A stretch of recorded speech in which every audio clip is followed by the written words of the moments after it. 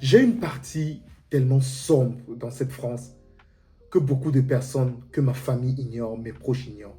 J'ai failli devenir alcoolique en France. J'espère que tu vas bien. Si ça ne va pas, bats-toi pour que ça aille. Bats-toi toujours et continue à te battre.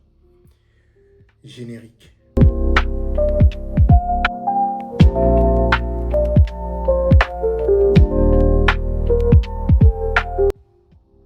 Aujourd'hui, je vais vous parler d'un sujet qui me tient énormément à cœur et je pense aussi que ce serait bien pour moi de partager cela avec ma communauté. Ce sujet, c'est comment devenir meilleur, comment avoir la meilleure version de soi. Et pour illustrer ce sujet, je vais vous parler de ma propre vie. Je vais vous retracer tout mon parcours, que ce soit personnel, académique et professionnel. Depuis ma tendre enfance, j'ai eu une enfance plutôt tranquille. J'étais un enfant comme les autres, hein. C'est-à-dire un enfant parfois très docile et en même temps aussi très têtu. Donc j'ai eu une enfance plutôt tranquille. Je suis camerounais, pour ceux qui ne me connaissent pas, et je me nomme Guy Roger Kamgué, ingénieur en informatique et consultant en développement d'applications. Donc j'ai grandi au Cameroun, plus précisément dans la ville de Bafoussam, où j'ai passé 18 ans. Et durant ces 18 ans-là, j'ai fait mes écoles primaires à Saint-Kizito de Bafoussam à Tamdja, pour ceux peut-être qui pourront reconnaître l'école en question. J'ai eu une enfance plutôt classique. J'étais un enfant plutôt calme parfois et très turbulent. Donc ça m'arrivait des fois de faire des gaffes, comme par exemple aller jouer alors que ce n'était pas recommandé. Avoir parfois des mauvaises notes et des fois quand je me concentrais aussi j'avais des très bonnes notes. Heureusement que j'ai eu des parents qui ont toujours su me comprendre et en même temps aussi me recadrer quand les choses n'allaient pas. Heureusement vraiment. C'est pourquoi je vais vous dire, c'est très important dans une famille d'avoir toujours une figure paternelle et une figure maternelle pour pouvoir toujours éduquer les enfants. Même s'il arrive peut-être qu'une de ces deux personnes décède, ce serait bien toujours d'avoir au moins une personne, que ce soit un grand frère, un oncle ou une tante, qui prête toujours oreille forte aux enfants que peut-être son frère, sa sœur a laissé derrière. C'est hyper important. Parce que ces figures-là, au fait, permettent de forger le caractère des enfants. Et vous savez très bien qu'une bonne éducation va toujours passer par, par une cohésion entre le papa et la maman. Je continue mon récit. Donc après avoir obtenu mon diplôme de CEPE, j'ai continué mes études au lycée classique de Bafoussam, où mon niveau de têtutesse a un peu monté d'un cran. J'étais devenu très têtu, je sortais. Ça m'arrivait des fois d'aller dans des baptêmes, dans des anniversaires sans que mes parents ne me donnent l'autorisation. La chance que j'ai toujours eue, c'est que mon père était beaucoup compréhensif envers moi et ma mère était un peu plus dure. Donc c'est ça qui créait un peu un équilibre au sein de la famille. J'ai eu aussi un très bon ami à moi, que j'ai cité ici, Hans, avec qui j'ai eu à réaliser une très belle enfance. On sortait ensemble, on faisait plein de trucs. Et c'est vraiment pour moi la définition de ce qu'on appelle la vraie amitié. Parce que cette amitié était une amitié désintéressée. C'était une amitié vraiment propre et avait un élan toujours de soutien, que ce soit de ma part, ce soit de sa part. J'ai évolué, je suis arrivé en classe de première, j'ai repris la première à cause du désordre que je faisais. J'étais devenu hyper têtu. Les jeux vidéo par-ci, les cours que je triais, il y avait plein de cours que je faisais pas, comme par exemple les cours d'allemand. Je n'y allais pas. Au fait, il suffisait juste d'un petit déclic pour que je ne puisse pas assister à ces cours-là. Et je rentrais des fois jouer aux jeux vidéo avec certains de mes cousins. Donc, quand j'ai repris la classe de première, voici là où les choses ont changé pour moi. Parce que j'ai vu beaucoup de personnes se moquer de moi. J'ai vu des gens me dire clairement que je suis une personne qui ne va pas réussir dans sa vie. Et pour moi, je me suis dit, si ces personnes disent cela de moi, pourquoi je ne devrais pas essayer d'utiliser cela pour pouvoir être mieux et grandir? C'est comme ça que dans la deuxième année, j'ai commencé à beaucoup travailler. C'est-à-dire quand j'ai repris la classe de première, j'ai commencé à avoir des groupes d'études. Et avec ces groupes d'études-là, on bossait beaucoup pour avoir l'autre diplôme. J'ai eu la chance à la fin de cette année-là, j'ai pu avoir mon diplôme. Ça, c'est une première phase. C'est juste pour vous dire au fait que les paroles des autres n'ont pas... Ça dépend de comment nous les prenons. Si nous les prenons de façon personnelle, forcément, ça créera en nous ce qu'on appelle de la frustration. Mais si par contre on utilise ces paroles-là pour pouvoir devenir meilleur, vous comprendrez rapidement que vous pouvez vous surpasser et utiliser ces paroles-là pour faire comprendre aux autres personnes que vous pouvez réussir. Réussir dans le sens où ces paroles-là vous ont amené à vous développer personnellement, à aller chercher ce qui manque en vous et surtout d'avancer dans le bon sens. Quand j'ai obtenu ce diplôme-là, c'était pour moi, comme on appelle le sésame. Et directement, quand j'ai obtenu mon probatoire, l'année qui suivait, c'était le baccalauréat. Parce que j'avais compris que dans cette vie, pour réussir, il faut doubler d'efforts. Donc, j'ai eu le même rythme, au fait, de la classe de première à la classe de terminale. Ensuite, j'ai décidé, comme je touchais très bien les ordinateurs, j'avais un ordinateur qui m'avait été offert par ma tante. Donc, je maîtrisais très bien l'outil informatique. C'est à ce moment-là que je me suis orienté dans l'informatique où j'ai rejoint une école prestigieuse à Yaoundé. J'ai fait 3 ans d'études là-bas et je suis sorti ingénieur en travaux informatiques. Lors d'une soutenance, lorsque j'étais en deuxième année, je suis venu à l'établissement, au fait, rencontrer des aînés académiques pour voir un peu comment les soutenances se passaient dans le but de préparer la mienne. C'est à ce moment-là, un ami que j'affectionne beaucoup, Andrés, m'a expliqué au fait que lui, il était en procédure pour venir en France. Donc lui, il était en train de faire ses papiers. Donc juste après sa soutenance, normalement, il devait voyager. C'est à ce moment-là que je me suis rapproché de lui pour avoir plus d'informations concernant la procédure et tout le reste. Et même quand je prenais la procédure et tout, j'étais un peu sceptique parce que quand j'écoutais les prix pour pouvoir faire par exemple la demande d'hébergement, pour pouvoir payer l'école et ensuite payer le billet d'avion, quand je regardais un peu mon parcours et je regardais aussi un peu comment ça se passait à la maison avec les parents et tout, franchement pour moi, je me disais que c'était quelque chose qui ne devait pas être possible.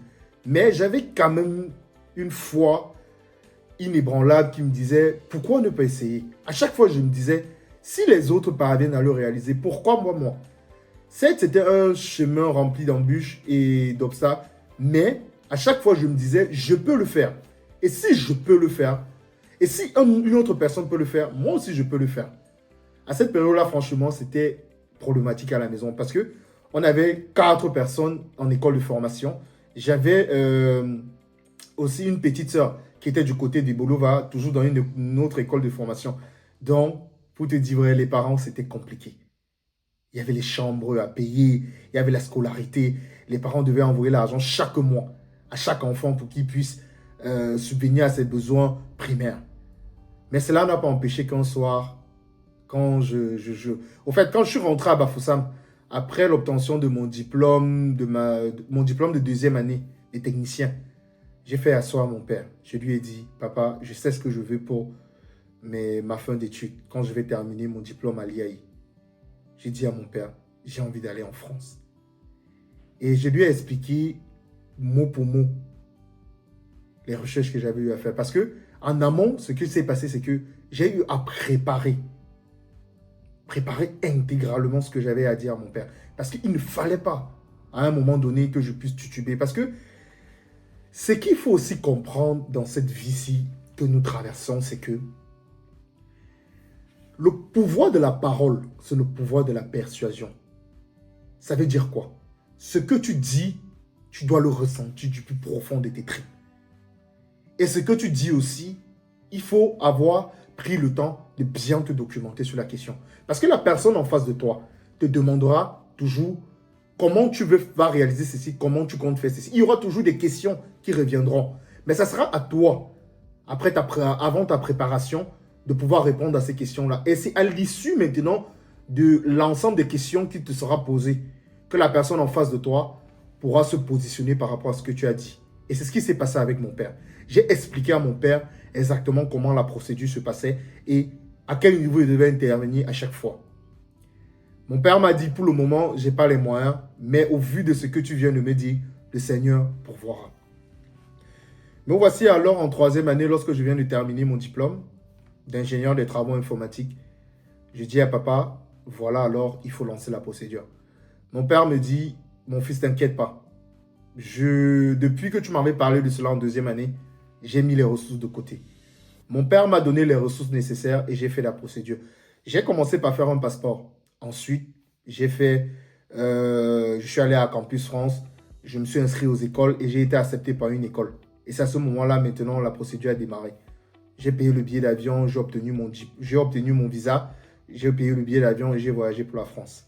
Ça, c'est une première étape.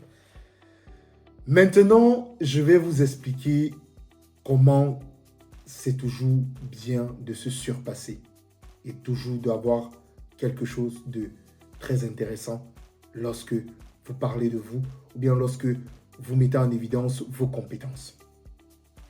Quand je suis arrivé en France, le parcours a commencé à devenir très difficile. Parce que, premièrement, il faut savoir que le Cameroun est très différent de la France, à savoir la culture et aussi la façon de faire. Ça, c'était le premier frein. Le deuxième aussi, c'était que lorsque j'ai quitté le Cameroun, j'étais dans une certaine ambiance. Ça veut dire quoi? J'avais des amis avec qui on faisait plein de trucs, avec qui on réalisait de beaux projets et tout. Et lorsque je suis arrivé en France, je me suis retrouvé tout seul. J'avais ce problème déjà de solitude. Et aussi à côté, quand je suis arrivé en France, j'avais juste payé une partie de l'inscription. Mais par contre, je n'avais pas payé la pension totale de l'école où je vais me trouver pour faire les études. Déjà, même pour ouvrir un compte bancaire, c'était le parcours du combattant. C'était hyper compliqué, c'était hyper stressé. La chance que j'ai eue, c'est que ma cousine, qui m'avait fait l'hébergement avant que je ne vienne en France, avait son mari, qui était de nationalité française. Donc, c'est lui qui m'a permis, au fait, de pouvoir réaliser ma première ouverture de mon compte bancaire et que l'AVI que mon père avait déposé, ma mère et mon père avaient déposé en France, au Cameroun, puisse commencer à passer. Maintenant, il fallait que je puisse payer l'école, c'est-à-dire finaliser l'inscription, finaliser au fait les tranches de l'école. Et l'école là où je suis venu coûtait 6 500 €. Pour réaliser cela, j'étais obligé de passer par un prêt étudiant. Je suis allé dans environ 5 à 6 banques et je n'ai eu que des refus. J'ai commencé à me poser la question, qu'est-ce que je fais en France? Pourquoi je suis venu ici? C'est difficile. Est-ce que si je restais dans mon pays, je n'allais pas mieux m'en sortir? Mais après mieux réflexion, je me suis dit, si j'ai décidé de venir en France, c'est pour une bonne raison. Déjà, premièrement, parce que la formation que j'allais faire était une formation, déjà, premièrement, qui n'existait pas au Cameroun. Et deuxièmement aussi, c'était pour avoir un avenir meilleur. C'est à ce moment-là maintenant que le mindset a pris le dessus, c'est-à-dire la force de la pensée. La force de la persuasion a pris le dessus. J'ai continué à prospecter les banques et j'ai pu obtenir le crédit. Et laissez-moi vous dire que j'ai pu obtenir le crédit, pas seulement pour la première année, mais pour les 2 années de master que je venais faire ici. Donc quand j'ai obtenu ce crédit-là, je suis allé solder entièrement l'inscription, les tranches de la première et la deuxième année. Maintenant, j'ai été confronté à trouver un job étudiant. Parfois, quand j'écoute les gens dire que ça a été hyper facile pour moi et que tout a été toujours rose pour moi, je rigole. J'ai une connaissance, aujourd'hui je ne peux plus l'appeler mon ami, tout simplement parce que cette personne m'a toujours fait comprendre que tout ce que j'obtiens, c'était par la chance. Cette personne n'a jamais vu les efforts que j'ai fournis parce que pour lui, il croyait que tout ce qui devait arriver de bien sur cette terre, c'était à lui que ça devait arriver.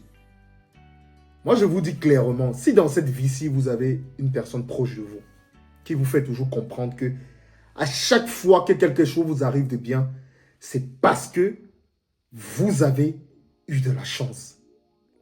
Séparez-vous de cette personne-là. Mais par contre, ne le gardez pas en cœur. Parce que vous savez que quand vous gardez les personnes en cœur, c'est vous que ça fait plus de mal. Donc même si aujourd'hui vous décidez de ne plus parler avec quelqu'un, vous décidez de ne plus discuter avec quelqu'un, ou bien vous décidez de vous séparer de quelqu'un, ne le gardez jamais en cœur. Parce qu'au final, c'est vous qui en souffrirez.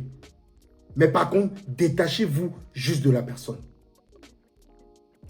Donc, pour revenir un peu à la petite histoire, j'ai galéré ici en France pour trouver mon premier job. J'ai galéré. Que ce soit un stage académique, que ce soit un job étudiant.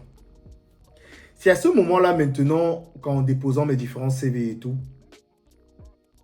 j'ai discuté avec un ami avec qui j'étais dans la même résidence, que je nomme ici Dimitri. Dimitri, merci.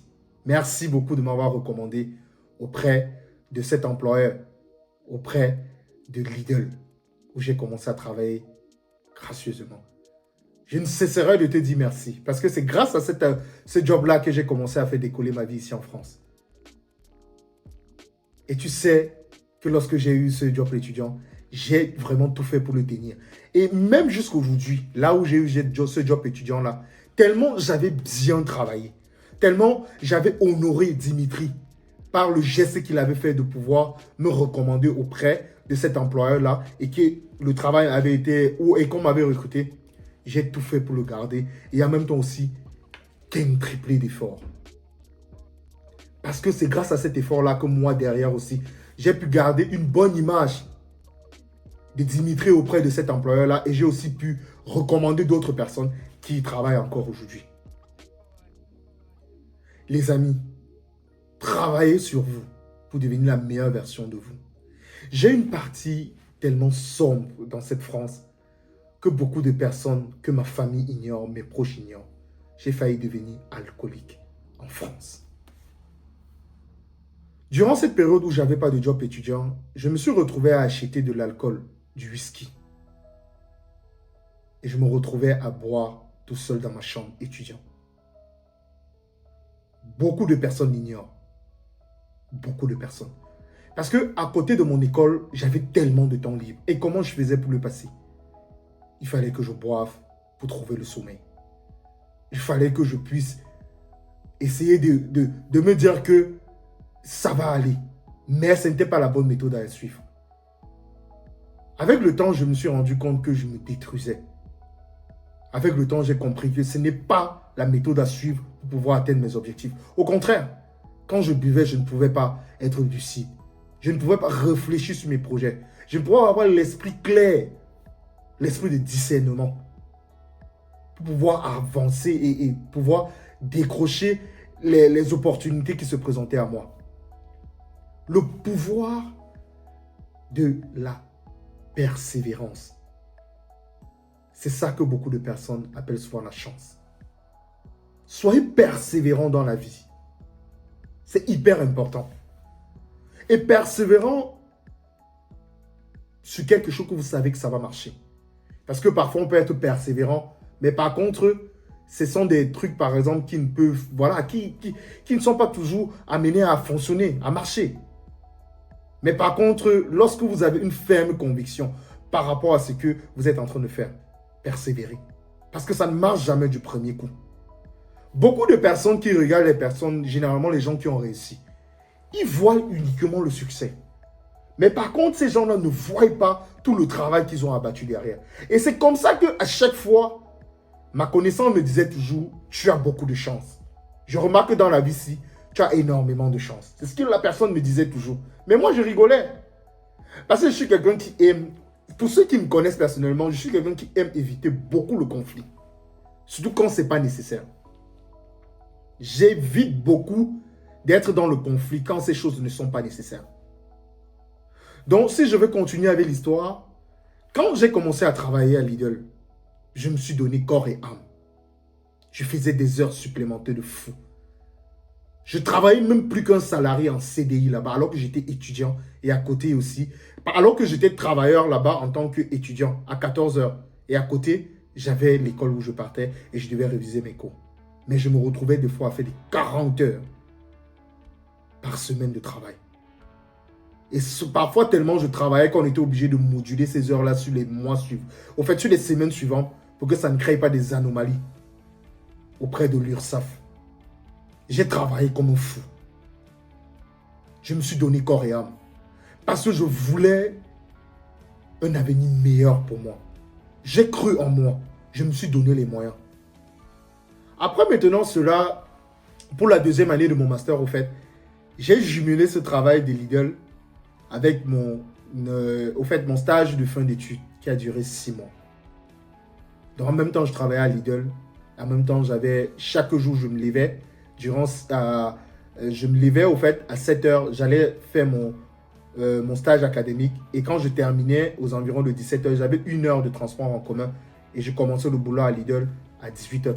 Et je finissais à 22h30.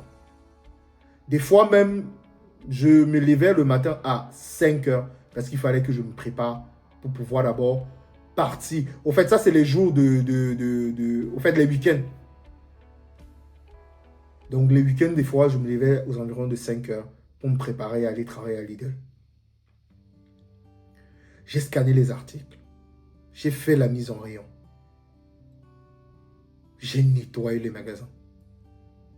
J'ai allié 2 jobs au même moment. Un stage académique et en même temps aussi le travail à Lidl. Donnez-vous les moyens. Moi, je vous dirai toujours cela. Donnez-vous les moyens d'atteindre vos objectifs. Personne dans ce monde-ci ne viendra le faire à votre place. Nous sommes toujours du genre, comme si les personnes de cette terre étaient redevables envers nous. Mais non, personne n'est redevable envers vous. Levez-vous et battez-vous. Essayez d'être la meilleure version de vous. Grâce à ce travail acharné, en tant qu'étudiant, j'avais pu acheter ma première voiture. Cette voiture-là m'avait coûté environ 3 000 €. C'était une Yaris que j'ai roulé un bon nombre de temps avant de la changer après. Mais moi, étant étudiant déjà, beaucoup de personnes étudiants autour de moi me disaient toujours, mais comment tu fais pour t'en sortir? D'autres croyaient même que mon père étant au Cameroun m'envoyait encore de l'argent ici en France. Pourquoi? Pour que je puisse avoir ce standard de vie. Mais non, c'est parce que je travaillais. Et je travaillais dur. Je travaillais dur. Quand je regarde les gens autour de moi aujourd'hui qui ne parviennent pas à se faire respecter, en tant qu'étudiant, ils sont toujours en train de pleurnicher. De se dire que non, je ne peux pas faire telle chose, je ne peux pas cotiser telle chose parce que je suis étudiant. Moi, je dis que c'est une raison vraiment qui n'est pas valable. Déjà dans cette vie-ci, si vous décidez de faire quelque chose, donnez-vous les moyens. Ne faites jamais quelque chose pour faire plaisir à X ou à Y. Ça veut dire quoi? Si vous décidez de faire une sortie avec des amis et que vous avez décidé de votre propre chef de faire cette sortie-là et qu'on dit qu'on place la barre de la sortie à 5 €, 10 €, 15 €, 20 €, 20 € autant pour moi, n'allez pas pleurnicher envers les gens pour dire que non, je suis étudiant, je ne peux cotiser que 10 €. Si vous pouvez cotiser que 10 €, restez chez vous. Parce que c'est de faire cette façon-là qu'on vous respectera. On comprendra que vous vivez à la limite de vos moyens.